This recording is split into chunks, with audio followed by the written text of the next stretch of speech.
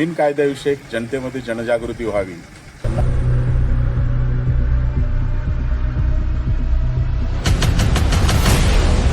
नवीन कायदे आणि त्यांच्याबाबतची माहिती, त्यांच्याबाबतचा अवेअरनेस तो त्यांना व्हावा किंवा त्यांच्यात करून द्यावा, याच्यासाठी एक सकारात्मक लहर सुरू झालेली आहे.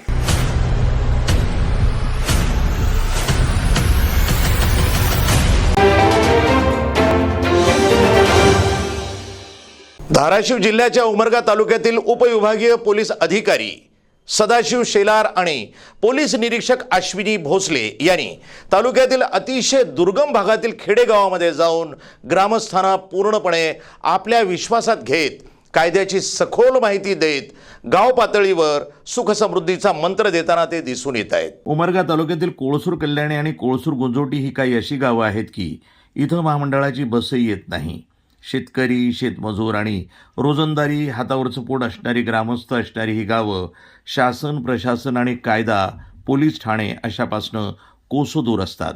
यांना कायद्याची माहिती व्हावी, गाव पातळीवर लहान मोठे तंटे उद्भवू नये, सामाजिक एकोपा अबाधित राखून बंधुत्व कायम जोपासावं. भारतीय दंडसंहिता आणि आता भारतीय न्यायसंहिता यामध्ये काय फरक आहे, काय बदल झाले आणि कायदा कोणासाठी असतो, केव्हा लागू होतो, आपल्या गावाचा खऱ्या अर्थानं विकास करण्यासाठी काय करावं आणि काय करू नये, अशा सर्व बाबी ग्रामस्थांना समजेल अशा साध्या आणि सोप्या भाषेत DYSP सदाशिव शेलार आणि पोलीस निरीक्षक अश्विनी भोसले यांनी सखोल मार्गदर्शन करताना यावेळी दिसून आले. हे दुर्गम भाग आहे, जवळपास कोळसूर कल्याणी, थुर्लेवाडी, धाकटेवाडी अशा या दुर्गम भागामध्ये आपण येऊन ग्रामस्थांशी संवाद साधत त्यांना कायदेशीर माहिती देताना दिसून येतं. कशा प्रकारचा प्रतिसाद भेटला आणि काय उद्देश आहे? अतिशय उत्कृष्ट प्रतिसाद भेटलेला आहे.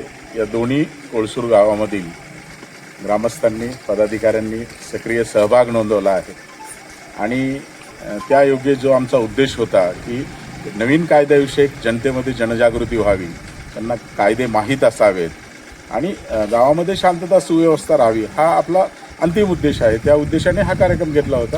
अतिशय छान प्रतिसाद. सर, आपण मार्गदर्शन करताना पाहायला भेटलं की अतिशय सोप्या आणि साध्या पद्धतीनं तुम्ही त्यांना पाप आणि पुण्य म्हणजे कायद्याची परिभाषा समजून सांगता नाही झालं, त्याचं थोडक्यात माहिती. सर, अगदी बरोबर आहे. तसंच आहे. जे चांगलं आहे, जे पुण्याचं काम आहे त्याला कायदेशीर म्हणायचं, जे चुकीचं आहे, वाईट काम आहे, पापकर्म आहे त्याला बेकायदेशीर म्हणायचं. साध्या भाषेमध्ये समजून यासाठीच आपण सांगतो दैनंदिन जीवनामधील कोणत्याही गोष्टी ज्या चांगल्या असतील त्या कायदेशीर आहेत असंच समजण्यात येतं. बाकी काही उद्देश नाही. नक्कीच गाव पातळीवर ज्या पद्धतीनं शेतमजूर, शेतकरी, कामगार वर्ग असतो, सुशिक्षित कमी संख्या असते, अशा लोकांना साध्या सोप्या पद्धतीनं तुम्ही कायद्याचं ज्ञान देताना दिसून आलात आणि लोकांमध्ये, ग्रामस्थांमध्ये खूप आनंदाची या ठिकाणी कळी फुलताना दिसून आली. त्याबद्दल नक्कीच आपले अभिनंदन. आपल्यासोबत मॅडम पण आहेत. मॅडम, आपण काय सांगाल आजचा हा प्रवास? माननीय मुख्यमंत्र्यांनी ही एक नवीन अभिनव संकल्पना राबवायला सुरुवात केली आहे. त्याच्यात 100 दिवसाचा एक कार्यक्रम आम्हाला दिला आहे. त्याच्यातून सर्वसामान्य माणसापर्यंत, अगदी तळागाळापर्यंत नवीन कायदे आणि त्यांच्याबाबतची माहिती, त्यांच्याबाबतचा अवेअरनेस तो त्यांना व्हावा किंवा त्यांच्यात करून द्यावा, याच्यासाठी एक सकारात्मक लहर सुरू झालेली आहे आणि त्या अंतर्गतच हा आजचा कार्यक्रम आम्ही घेतला. आणि ग्रामसभेत किंवा प्रत्येक छोट्या मोठ्या गावात अगदी शेवटच्या माणसापर्यंत कायद्याची माहिती जावी आणि ते कायद्याच्या बाबत सज्ञान व्हावेत, हीच अपेक्षा आहे. त्यांच्यावर कुठलाही अन्याय होऊ नये, अत्याचार होऊ नये आणि त्याची कुठली एखादी घटना घडली तर पोलीस त्यांच्यासाठी 24 तास मदतीसाठी आहेत. हेच आम्हाला या कार्यक्रमातून सूचित करायचं. राज्यघटनेमध्ये प्रत्येक व्यक्तीला काही मूलभूत आणि घटनात्मक हक्क दिले आहेत. प्रत्येक व्यक्ती कायद्यासमोर समान असतो. आपण सर्वजण एका सुसंस्कृत समाजात जगतो. या सुसंस्कृत समाजामध्ये कायदा आणि सुव्यवस्था अत्यंत गरजेची आहे.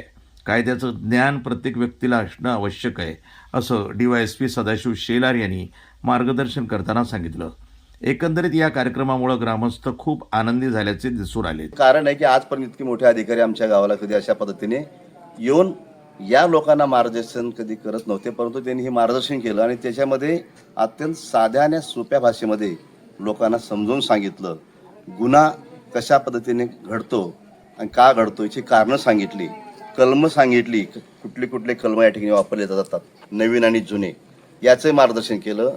2 गोष्टी असतात समाजामध्ये, चांगल्या आणि वाईट. वाईट गोष्टीला आपण काय म्हणतो, बेकायदेशीर, आणि चांगल्या गोष्टीला म्हणतो कायदेशीर. एवढ्या सोप्या भाषेमध्ये त्यांनी या ठिकाणी मार्गदर्शन केलं. आम्ही सगळ्या गावाल्यांनी त्यांचं या ठिकाणी खरंच अभिनंदन केलं.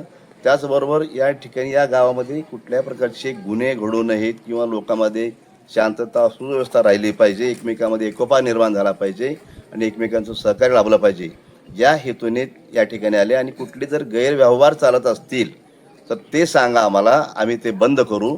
त्यासाठी पुढच्या ग्रामसभेमध्ये तुम्ही आम्हाला बोलवा, आम्ही या ठिकाणी परत येऊ या ठिकाणी आणि या कायमचे या ठिकाणचे हे गैरव्यवहार असतील ते बंद करू, अशा प्रकारचं आश्वासन त्यांनी आम्हाला दिलं. त्याबद्दल चांगला आनंद वाटला. तालुक्याचे अश्विनी भोसले मॅडम PI आणि DSO साहेब त्याचं ज्ञान सांगितले.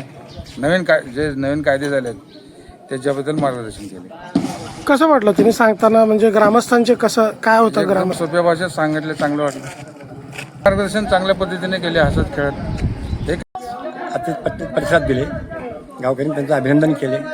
परत असंच वेळोवेळी भेट द्यावी असं गावकऱ्याचं म्हणणं होतं. परत त्यांनी येऊ दे म्हणले. कर्नाटक बंदरा गाव असल्यामुळं थोडे आमच्याकडे ते आम्ही गावात तालुक्यात आहेच का नाही असं वाटलं त्यांना, पण त्यांनी परत येतो म्हणले, भेट देतो म्हणले, असं त्यांनी सविस्तर माहिती सांगितलं. यावेळी सरपंच मोताबाई पवार, उपसरपंच नामदेव ढगे, गावातील प्रतिष्ठित तथा ज्येष्ठ नागरिक किसन पाटील, प्राध्यापक वाल्मिक जगताप, माजी सरपंच रमेश सूर्यवंशी, दिलीप जगताप, मनोहर मुळे, शिवाजी सूर्यवंशी, मळप्पा बनसोडे, संजय सूर्यवंशी, पंडित घोटाळे, ग्रामसेवक लक्ष्मी कुसळकर आदींसह शेतकरी, शेतमजूर, मोठ्या संख्येनं महिला, पुरुष, ग्रामस्थ यावेळी उपस्थित होते.